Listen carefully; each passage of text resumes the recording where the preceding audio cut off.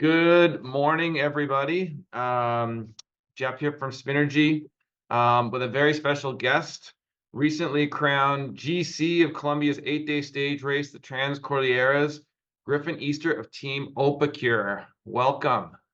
Thanks, Jeff. Yeah, excited to be here and kind of do a little post-race analysis and breakdown. Right on. Um, um, the race, I just want to confirm, it's 1,000 kilometers over 8 stages.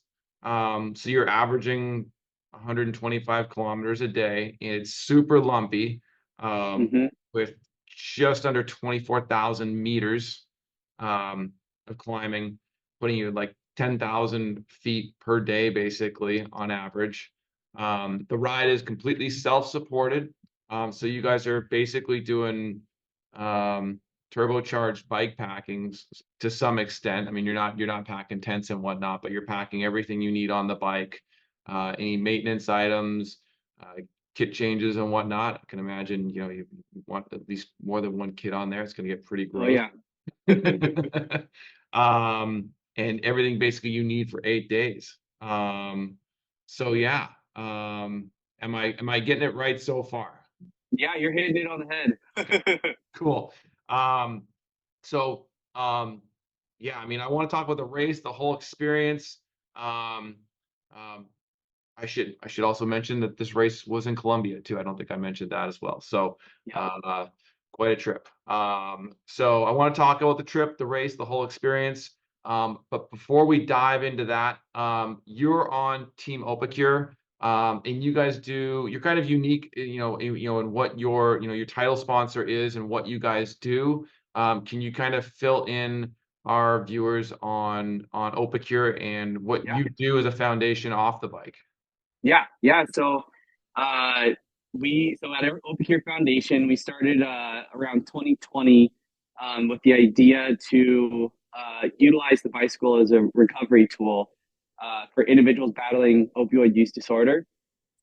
So Colin, the president of Opicure Foundation, my brother, he and I, we unfortunately lost our cousin to an overdose, and so we had always had central in our lives the bicycle, and so it was the we really wanted to do something so that this story didn't have to repeat, and it's such a huge problem in the U.S. So we decided we wanted to start a foundation that utilizes power of the cycling community, the bicycle, and just create more education and awareness around the subject, and just kind of start to break down those barriers of the stigma associated with opioid use disorder and addiction. And so that was in 2020. And then the last 2 years, we had a rider in recovery program that we sponsored and supported riders who were in active recovery. The first year, we had a lady, and her name was Lucy, and we helped support her with the help from Canyon and our other various partners with bicycle travel, food, lodging, race entry fees. We partnered with Belgian Waffle Ride.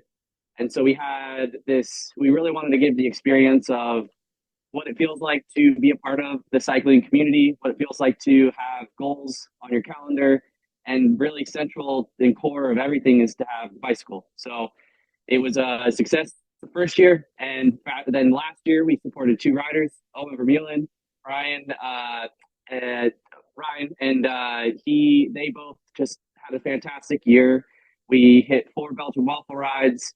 We traveled across the U.S. and it's a very empowering project. It's a lot of work, but we're just so excited to be representing our foundation and representing what the power of the bicycle can do for people's lives and for the better. And so this year, Colin and I we're focusing on just him and myself kind of going to the races and focusing more on education and awareness. And so we really want to connect with everybody at the races and just talk about what we're doing at Opicure Foundation. So if you're at the races and you see us, we always hope for you to come up to us, talk to us, introduce yourself, because this problem affects so many different people from all walks of life. It doesn't have any prejudices or doesn't target a certain group. So For sure. yeah, we're just trying to break down the barriers and get more people on bikes. Right on. Well, that's very cool. It's definitely, it gives more substance, I think, and more of a pardon the pun, foundation to what you guys are doing out there. Um, Yeah, both thank as, you. as athletes and, from a team perspective and whatnot as well. So very And stoked. I will add, we're planning a fundraising ride in November and December of this year in the Santa Monica, Oh, California nice. area. Okay. And the idea is to have a route, and we're hoping to make the route around 16 kilometers, which signifies the 16 million people affected by opioid addiction. Mhm. And we want to do. Colin and I are gonna, anybody is welcome, but Colin and I are going to do. You have 1 hour to complete the loop, and we're Mhm. gonna do it until we can't. And it's the title is it's going to be called Relentless, and so it's going to be. We're hoping to have a media presence behind it to document the ride, and then hopefully, yeah, we want to have a big fundraising fun ride that promotes Opicure Foundation and spreads awareness, education, and gets people from the community out. So we're gonna keep an eye out for that. Very cool. Well, keep us in the loop on that. We definitely, Absolutely, it's in our backyard, so I we know, definitely I want to be know, involved. Cool. definitely. Well, let's jump into the trip.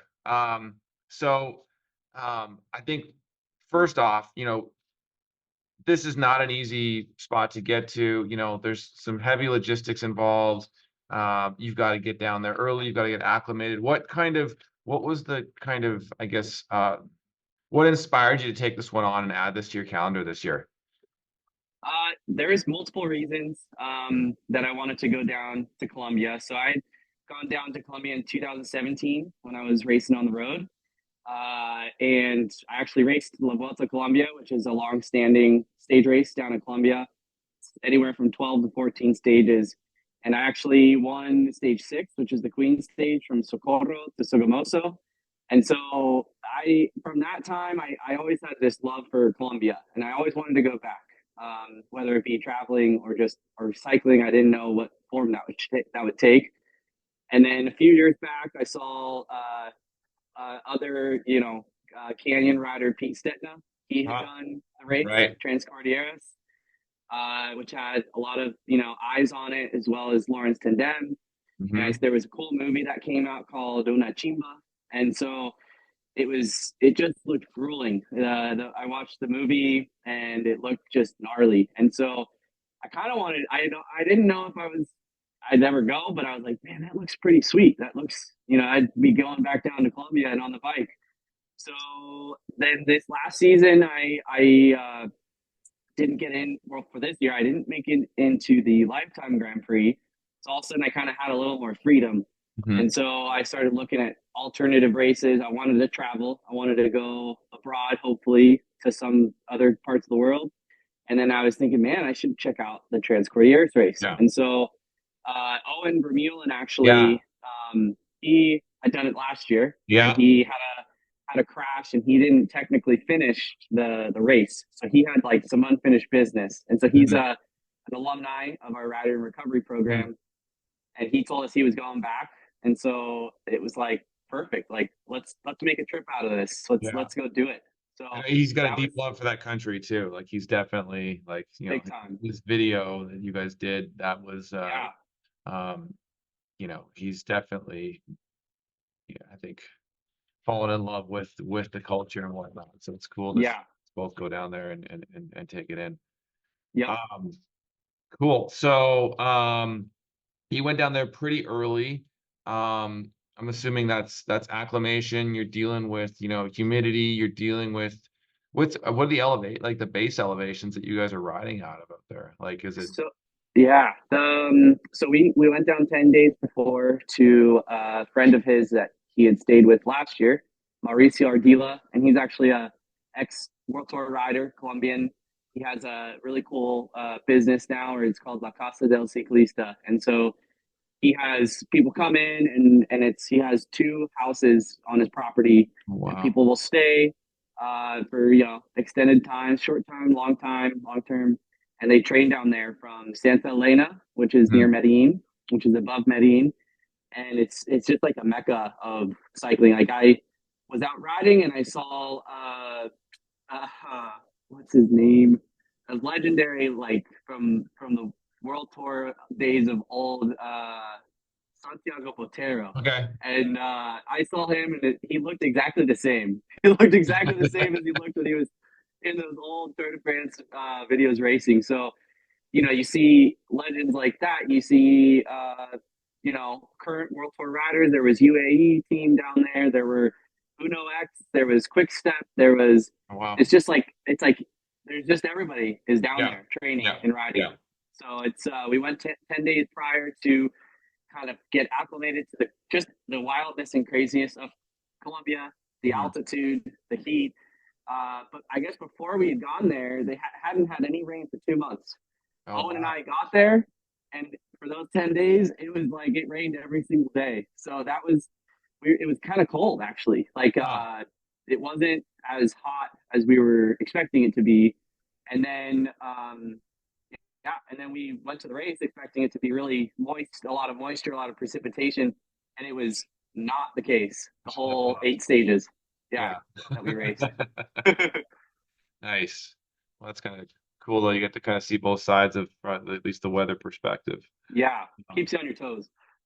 What was the biggest takeaway or eye opener that maybe you weren't expecting going into it that kind of like um yeah, kind of surprise, I guess, so to speak. Yeah, for me, it was the realization that there was going to be zero time downtime Yeah. during the race. So there was not a single until your head hit the pillow for the night. You were not like normally you finish a stage, you finish a race, and you can chill Yeah. or you have time downtime to like put your legs up and rest or sit down. And that was definitely not the case, which was related to the self-supported bike packing aspect of the race. So that was a real big eye opener of after the first stage, everybody collectively said that, and myself included, that was the hardest stage, hardest race that I've ever done in my entire life. And then you finish the race and you didn't have much time to wallow or marinate in that idea because you immediately had to do this insane list of chores Right. to get ready for the next day. Yeah. You know, all the housekeeping and just getting your bike back in order and cleaning everything Yep. up and repacking and yeah, and obviously Yeah. nutrition and everything else too. Yeah. Yeah. Yeah, I saw Brian posted that video too of him like climbing. It looked like, this massive flight of stairs carrying his bike up, it's wherever he was crashing that night too, which was Yeah. like just add insult to injury kind of thing. Big time. Nice. One thing that really came through in the social coverage that everything we were following was that it really, like, despite the fact you guys were suffering day in day out, it really looked like you guys were enjoying. There was a lot of camaraderie. There's a lot of respect for fellow riders. Kudos. There wasn't. It's still competitive, I'm sure, but it didn't seem like the egos were flying like you do which happens, and Oh so yeah. it just really looked like you guys were supporting each other and cheering each other on and celebrating each other's successes and so I just what do you kind of attribute that general vibe to, like what's special about this race that made that happen? I think that is attributed to Colombia as a Yeah. country and Colombia as a people. Um, it's so refreshing to be somewhere and be in a race environment and not have that feeling, that underlying feeling of like I guess ego is what you could say or competitiveness. I mean, there's no lack of it when you're racing, for sure. Mm-hmm. There's Brian Chavez is like the man of attacking a million times. Yeah. Like it didn't matter if you talked about having like maybe a neutral rollout. Like it was once the stage started, it was like knives are out and people were chomping at the bit to make the race a race. Uh, so it was. I think it's just such. It's like everybody is just tranquilo, which means just like calm and relaxed. And that part of Colombia is I love it. It's you know, they're amazing competitors. They're like just they love the passion for cycling is so huge out there amongst racers, but just everybody in the Mm. country. What even though the roads are absolutely wild with cars, with dogs, with donkeys, horses, people, chickens, birds, holes in the roads. Yeah. The there's this awareness amongst everybody that you're not worrying. I never was worried about traffic or cars or things happening that you worry about every day here in the US. Right. So it's just this rich history of cycling, and everybody's just tranquilo, like Yeah. they love like supporting each other. Everybody's like so excited to support. Like people would come in 11 hours, 12 hours rate riding the same stages, and Yeah. they'd have smiles on their faces. They'd be telling the story from their day, and everybody would be just supporting each other. And it's like kind of like, I mean, I'm not trying to like down talk any of the gravel in the US, but it's kind of, it feels more like how gravel was 3 4 years ago Yeah. maybe. Like Yeah. right now it's really competitive, and Yeah. there's a high level which is great for the sport, but it has that feel of just camaraderie. And yeah, we race when we race, but we Yeah. also have a really fun time and enjoy each other's company after the race, before the Yeah. race. We all like the same thing we're doing out here, so we might as well kind Yeah, of celebrate that together. Yeah. yeah, and you're just that shared suffering of the extremes of the course of the race. It really brings people together, uh, because it's almost like, it's like you're forming this brotherhood. And then the other part is like after the race, you're like you feel lost a bit because you're having such a, it seems so hard, and you're like, oh, I wish would be over. But then you finish, and then you're like, oh man, it's like the trip is done. What do I Yeah. do now? Yeah. You're going home Yeah. from summer camp. Yeah. Yeah, exactly. One thing I want to talk about is the terrain. I mean, obviously, it's Cordilleras basically translates to a mountain range, basically. So I mean, it's very mountainous. You're in the mountains. Most of the media coverage showed you guys on backfire roads and whatnot. Like you said, probably pretty beat up, and Yeah. remote. But I just curious, like, was there a lot of single track as well in it? Or, like, I guess what I'm saying is, there's only so much that a truck or a Jeep or whatever with a camera can get into. What did Yeah. we not see? Like, what were some of the rowdy parts that, like, maybe didn't make it onto into social Yeah. media coverage?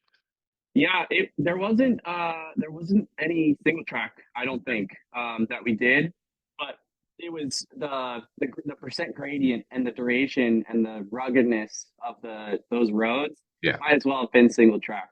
Yeah. Uh, because we would, the first day, the first stage, we rode by it's called the Chicamocha Canyon, and it's the second largest canyon next to the Grand Canyon. So it's Oh, number wow. two in the world. So we were on this beautiful tarmac flat road. I had Rob Britton, who was doing the nonstop edition. He lined the whole peloton out. And we were just sitting, chilling, having a good time. And then all of a sudden, everybody's like, we go left," and it was like the best way to start the race, because it was an immediate, probably like 26% narrow, chunky, terrible dirt road that we kicked into. And it was like, all right, I guess this is just going to be what the whole race is going to be like. Um, and so that day was especially tough because the heat was really, really, really high, and the gradients are so steep, you're not going very fast. So it's even like you're just sitting still, getting baked. And so then when we finally went over this first climb, we hadn't even made it to the Chicamocha Canyon. And so we finally got ourselves to Chicamocha Canyon, and this descent was, probably felt like maybe an hour or 45 minutes to an hour long, maybe more. And then you realize that you had to go back up to the top of the canyon. Right. And so I backpacked the Grand Canyon, and it had the same feel of when you're standing on the rim looking way down below, and it's just so far down there. So it's like had that same feel of like, man, we got to go all the way back up this, and it was a steep descent going down. And that climb was just that was one of the hardest climbs, longest climbs I've ever done because the terrain, it was really loose dirt. It would change, and the percent you were, I mean, it was like 18%, 25% the whole time. And I think that climb was like over an hour and a half. It was like 2 hours maybe that we were doing this, and the temps were reading on the Garmin 113, 115 degrees, and there was no water. Like there was no like we were out in the sticks at that point. So like I had lost the bottle of descent. I'd had my first bottle already, and I had like half of a bottle left. Hmm. So I was nursing this half of a bottle up like a 2.5 hour climb in the craziest of heat, and yeah, that was kind of just the it almost seemed like the descents were the hardest part Yeah. because they were so long. And one of the guy in second place, Christian Epis, he was on a mountain bike hardtail. And Soft. so yeah, so that was pretty challenging because he has a background of downhill enduro XC, and he's a good rider. And so we would all be together after these long climbs. But then it's just like with his skills and on the bike versus a gravel bike on the terrain, it was like night and day. And he would just like go open his brakes up, and it was like sticking with him. We could stick with him, but then you have to start thinking about you have one bike, you have Yeah. 8 days, Taking risks. you can't like break your equipment. So then Yeah. he would just go off, and you'd be like, well, I guess just have to like try to chase him down later in the day or something. And so it was yeah, the ruggedness of the first 3 to 4 stages was really brutal. And it got better in the last 3 days. There was more pavement, not as, crazy of roads. So it was yeah, just an adventure. That like every day was an adventure. Well, you still managed to crack, or get second on that first one, and basically Yeah, consistently do seconds all the way through it pretty much. So I mean, yeah, that's pretty impressive. You obviously thank you. you reeled in the mountain bike, so that's yeah. Uh, I credit that to the PVO spokes. Honestly, that was like Brian was, same wheels, and man, it's like especially that terrain with the wheels and the PVO fiber, it's kind of just amazing. Like it was like the wheels had been designed for this race, for this awesome. stage race, for this ruggedness, for the craziness of this Colombian Trans Cordilleras race. Well, when you're doing back-to-back stuff like that too, I think like from a fatigue standpoint, like your touch points and whatnot on a bike, like I mean, everything's gonna, you know, hands, feet, saddle, so Yeah, like it's all gonna, get impacted and yeah, be multiplied. But I do think, yeah, like you just there is something to be said for the fatigue reduction, um, yep. it's for sure that it And even just the trueness of the wheels, like there was no, I didn't have any wobbles. It was just like the whole race, good to go. Like never even had to think about it. sweet. Yeah. Well, that's awesome. I was gonna get into that later, but you got to it before. So okay, Sorry. actually, the next question kind of does go into that, but so we'll just go into that. Yeah. So obviously, from an equipment standpoint, this race is a little bit different. It's self-supported. It's staged. I saw tail fins on bikes. I saw people run saddlebags. Like, tell us a bit about your setup going into it. What worked? What maybe maybe not or didn't work, or what you kind of learned, and how you would, if you were to do this whole race over again, repack tomorrow and get on a Yeah. plane, would you do differently? Yeah. There's not a bunch that I would change Worked from the for you. setup. Yeah, Yeah. it worked. Yeah, I ended up, taking the win. So there's not much I would change. But there is things that you think about, like, would this make it more comfortable? Would this make it easier, maybe? Um, so definitely the first thing that pops up is weight of just the stuff that you bring. So I wouldn't bring, but it was hard because you didn't know what the weather was going to do. Like Mm. I wouldn't bring puffy. I'd bring a lot less after race clothes than the actual kit that you're racing in. I definitely would stick with. I brought two bibs and two jerseys. I would stick with the two bibs. I wouldn't change that up because it's nice to have a fresh set of bibs, but from one stage to the next, just from a health standpoint, and like that thing with the stage races, you want to make sure you're staying healthy the whole time. So Right. I think it is good to swap between kits. As far as the bags, I was like really, really happy with the bags that I was running, which were HMPL, which is a Canadian brand that Owen actually like linked me up with. Okay. And those, I was very happy with how those performed. There was no like wobble or sway. I never lost any equipment. It was just rock solid, which is crazy because I can't like feels like your bones are rattling when you're riding out there. So Right. yeah, and then of course the Canyon Grail was fantastic. It worked amazingly. Was super happy with, and that's the Generation Two Grail, the newer Grail. And then yeah, as far as like the wheels, I was just blown away by how they performed. Like I mentioned before, having that little bit of dampening with through the PBO spokes and the fibers, I think it was like night and day compared to a traditional steel spoke.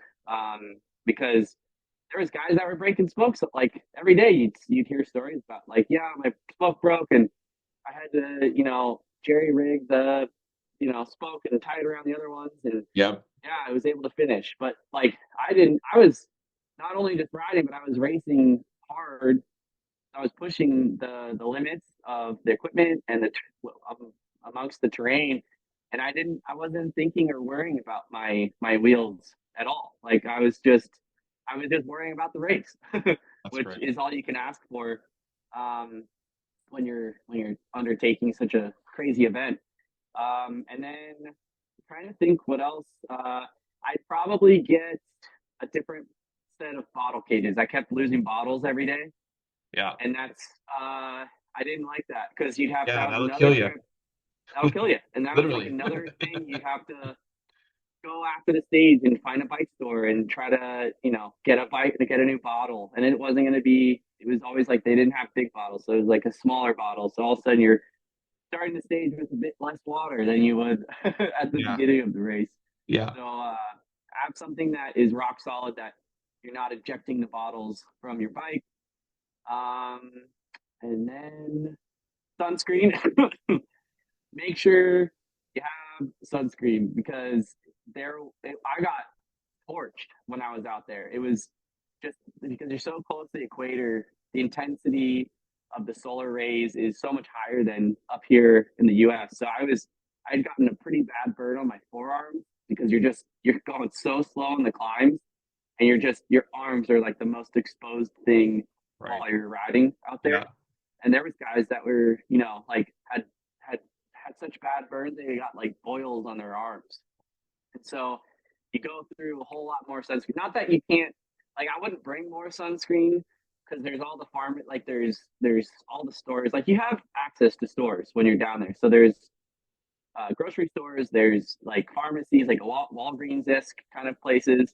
So you can get everything you need, but just have something to make sure you have enough sunscreen. Um, and then yeah, I think like that's mostly as far as equipment goes. I was very happy. Would I change like maybe running a small Fox Fork or something like that? Mm. Possibly. Yep. I don't know if I would because I'm not very technically savvy. But like having a fork, having maybe even a dropper post, I Hmm. think that you could bridge that gap to the mountain biker a Right. lot easier. I think that would be like a huge advantage going into if you did it again. But then it's a heavier bike too. So, but I don't think weight of the bike really matters because with everything on the bike, with packs, Yeah. with water, fully loaded, it's not you're not riding on a light machine Right. anymore. So if the fork adds some weight, whatever, I think. So that's the only thing I thought post race. Maybe I would be curious to see if that would be fun, more less demanding. What were you running tire wise out there? Yeah, I was running the Schwalbe G1 Overland, 45C front and rear, and I loved it. Was I didn't really want to talk about. I'm pretty superstitious, so I didn't want to talk during the race about the tire because I've Yeah. flatted tires so much. Yeah. I We all can't tell you. agonize over it. Yeah. Everybody everybody has issues with flats, and I had stand sealant and no inserts and a G1 Overland Schwalbe tire 45C, and it performed unreal. Like I was so happy to have just bomb proof equipment, Yeah. and it was it just makes it fun. Right on. Um, well, it all paid off, obviously. Like you said, you did second consistently through the first seven, and then by eighth stage, I think you had things pretty much locked in at that point.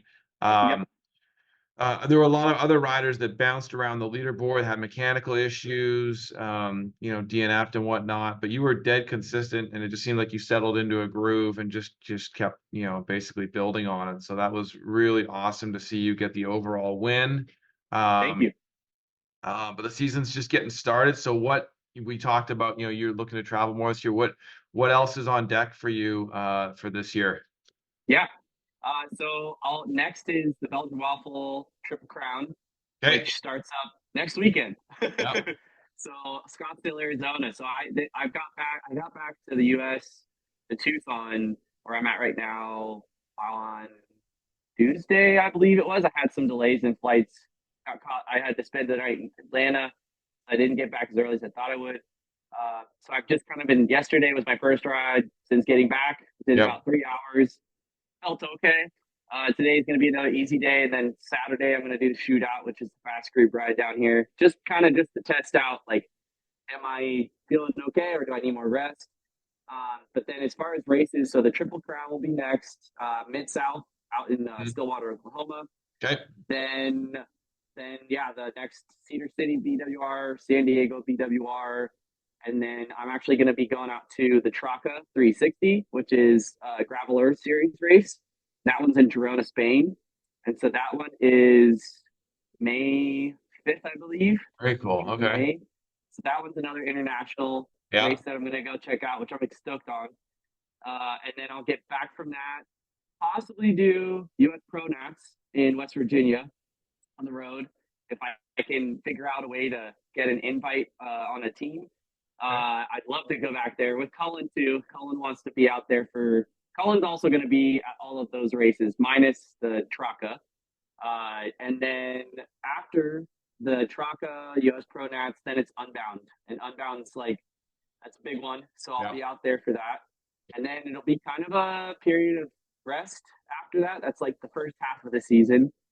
So I'll try to take June pretty chill. I've been considering maybe going out to the Oregon Trail Gravel Grinder, which is That's at the one end that's of on. June. Yeah, I've been eyeballing that one. Yeah, Yeah, looks sick. And like I don't know. After doing this stage race, gravel stage race, I mean I always loved gravel. I mean stage racing and road. So like I don't know. Maybe stage racing is my thing. So yeah, I'm thinking maybe getting up there for that, which is the end of June, and then it's Crusher Tusher. It's I have the Rift on there. I have Big Sugar on there. What are the other like doing major? RBI again. Yep, I think Yeah, I'll be up at RPI. I think that one's on the calendar too. And depending on how the season goes, I'd love to go to Worlds. I think I did that the first year that they had UCI Gravel Worlds in Italy.